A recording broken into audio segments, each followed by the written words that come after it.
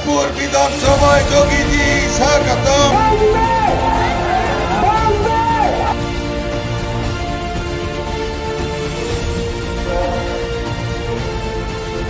श्रीमान विवेक आनंद पात्रा जी,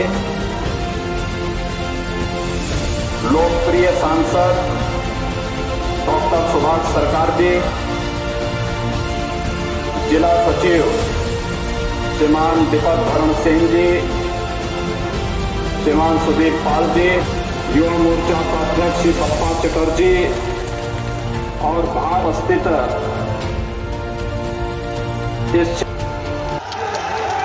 इसी धरती पर पैदा होने वाले स्वामी विवेकानंद ने वेद घोष वैश्विक मंच पर करके भारत की सनातन आस्था को एक नई मजबूती देने का कार्य किया था। और यही नहीं, तुम मुझे खून दो मैं तुम्हें आजादी दूंगा, इसका अमर घोष करने वाले नेताजी सुभाष चंद्र बोस की धरती भी बंगाल है। इस देश के अंदर भारत आजाद भारत का राष्ट्रगीत और राष्ट्रगान देने वाली धरती भी बंगाल ही है। और इसलिए बंगाल की धरती को मैं कोटि कोटि नमन करता हूं। भाइयों बहनों, आज बंगाल जो अध्यात्म और सांस्कृतिक राष्ट्रवाद की धरती रही है, आज इस बंगाल की धरती पर ममता दीदी के नेतृत्व में चल रही टीएमसी की सरकार जय श्री राम के बोलने पर प्रतिबंध लगाती है। उन्हें नहीं मालूम, अभी मैं पुरुलिया में था। पुरुलिया में मुझे बताया गया कि पुरुलिया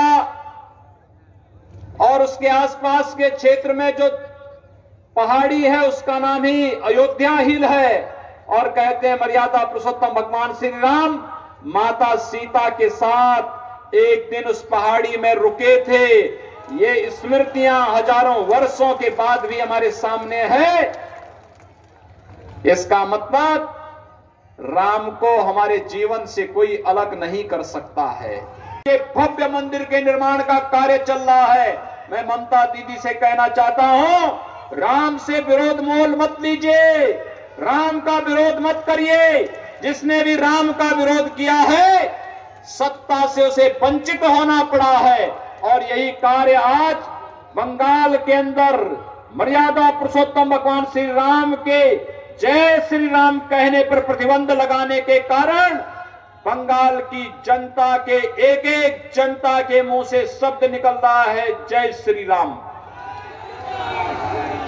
और इसीलिए राम का विरोध करने वाले के लिए क्या होता है, यह उत्तर प्रदेश में भी राम विरोधी सरकार थी, आज उसका कोई अता पता नहीं है। और ऐसे ही जो राम विरोधी स्वर टीएमसी के द्वारा यहां पर निकाला गया है, आज जनता उसकी प्रतिक्रिया व्यक्त कर रहा है। जनता के द्वारा अपने संबोधन में और अपने सामान्य शिष्टाचार में भी जय श्री राम का उद्बोधन करके जो अभिवादन का एक नया कार्य बंगाल ने प्रारंभ किया है। वैसे भी हमारे देश में तो गांव देहात में हम लोग मिलते हैं, राम राम कहते हैं, कोई उद्घोष करते हैं, जय श्री राम कहते हैं।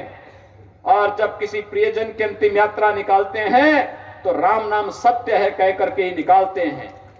राम हमारे श्वास श्वास में रमे हैं। राम से हमसे अलग राम को कोई नहीं कर सकता।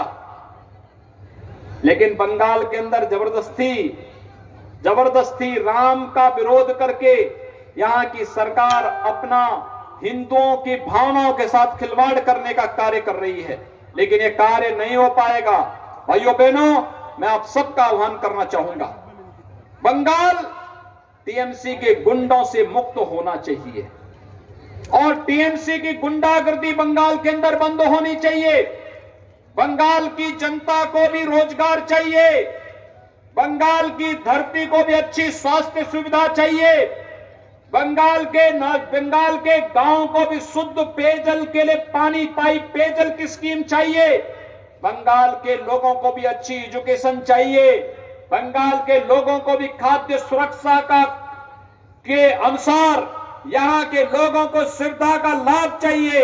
और बंगाल की बहन और बेटियों को भी सुरक्षा की गारंटी चाहिए और यह कार्य केवल और केवल भारतीय जनता पार्टी कर पाएगी। और इसलिए भारतीय जनता पार्टी को विजयी बनाने के लिए हमारे प्रत्याशी यहां पर रायपुरा से श्री सुधांशु हंसदा, रानी बंद से श्री खुदीराम टुडू और ताल डांगर से श्री सेमल सरकार आज हमारे बीच में यहां पर मंच पर उपस्थित हुए हैं। मैं आप सबका आह्वान करूंगा, एक बार मेरे साथ दोनों ओर से माताएं भी अपना आशीर्वाद दें मेरे साथ। मैं तुम्हें आजादी दूंगा इसका अमर घोष करने वाले नेताजी सुभाष चंद्र बोस की धरती भी बंगाल है।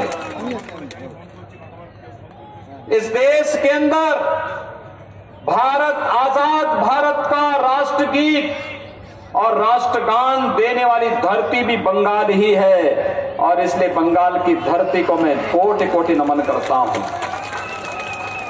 भाइयों बहनों, आज बंगाल जो अध्यात्म और सांस्कृतिक राष्ट्रवाद की धरती रही है, आज इस बंगाल की धरती पर ममता दीदी के नेतृत्व में चल रही टीएमसी की सरकार जय श्री राम के बोलने पर प्रतिबंध लगाती है।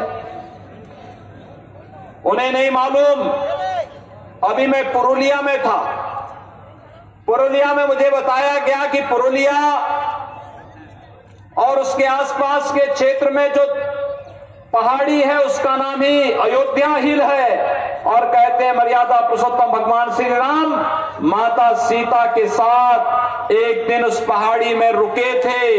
ये स्मृतियां हजारों वर्षों के बाद भी हमारे सामने है।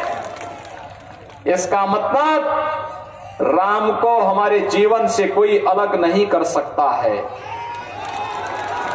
संकट के दौर में एक नया रास्ता दिखाने का काम करता रहा है, लेकिन आज बंगाल की अस्मिता स्वयं खतरे में है और इसलिए बंगाल के साथ जुड़ने के लिए और बंगाल फिर से परिवर्तन का वाहक बन सके इस देश से आप सबका आह्वान करने के लिए विधानसभा चुनाव के बहाने ही आदमी यहां पे आने का अवसर प्राप्त हुआ है। मैं इस अवसर पर आप सभी का हृदय से अभिनंदन करता हूं, स्वागत करता हूं।